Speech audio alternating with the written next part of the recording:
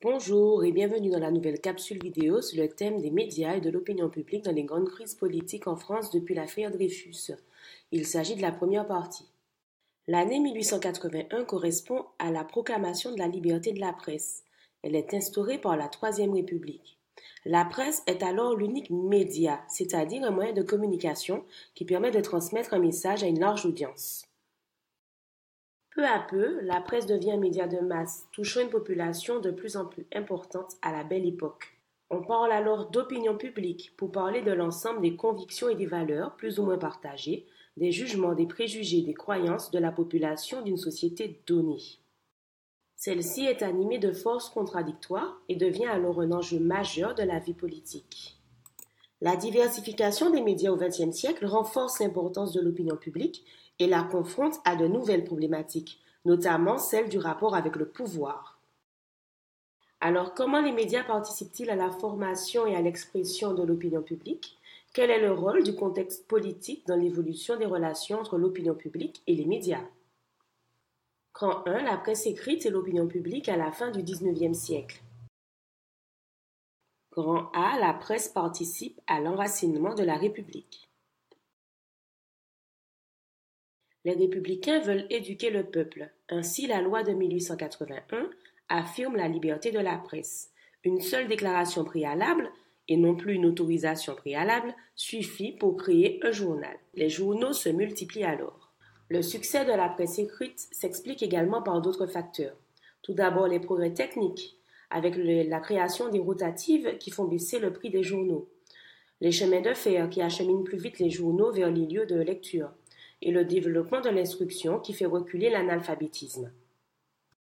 Dès lors, on observe trois catégories de journaux. Tout d'abord, une presse d'information populaire qui se fait à grand tirage. C'est le cas du journal, le Petit Journal ou encore le Petit Parisien. Une presse d'opinion qui est engagée et participe au débat politique.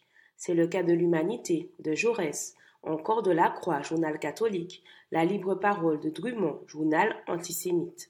De nombreux hommes politiques influents possèdent un journal pour mettre en valeur leur action.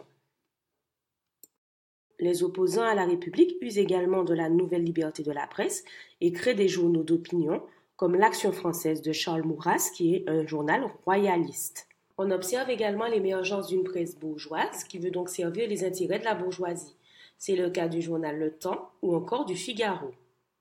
Pour gagner des lecteurs, les journaux couvrent des faits divers, publient des feuilletons, des caricatures, des photographies. La presse qui devient alors bon marché devient également informative et attractive. Le citoyen a désormais les moyens et le devoir de s'informer. En France, les quotidiens tirent à plus de 9 millions d'exemplaires en 1914. À la veille de la guerre, les journaux d'opinion sont supplantés par des titres plus populaires, tels que le Petit Journal ou encore le Petit Parisien. Grand B, la presse, source de crise dans la République, l'affaire Dreyfus. En 1894, on découvre qu'un officier français espionne au profit de l'Allemagne. Le capitaine Dreyfus est arrêté, déclaré coupable par un tribunal militaire, dégradé, condamné et déporté.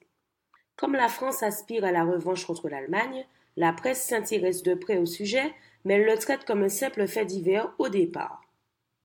Tout change lorsqu'en 1898, dans le journal L'Aurore, Émile Zola publie une lettre ouverte au président de la République. « J'accuse ». Celle-ci est tirée à 200 000 exemplaires.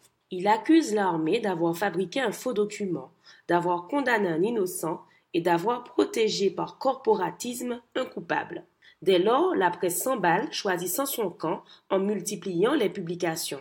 Elle fait d'une erreur judiciaire une affaire d'opinion et un scandale d'État. L'opinion publique se divise alors. Deux frances s'affrontent et le combat a lieu d'un côté les anti-dreyfusards qui soutiennent l'armée au nom de la raison d'État. Les journaux La Libre Parole et l'Action française se déchaînent contre les Juifs qui représentent l'anti-France.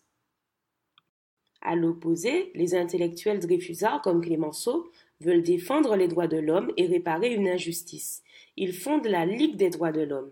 Grâce à leur combat, Dreyfus sera gracié. Ainsi, la fin du XIXe siècle correspond donc à l'essor de la presse écrite, mais également à la création.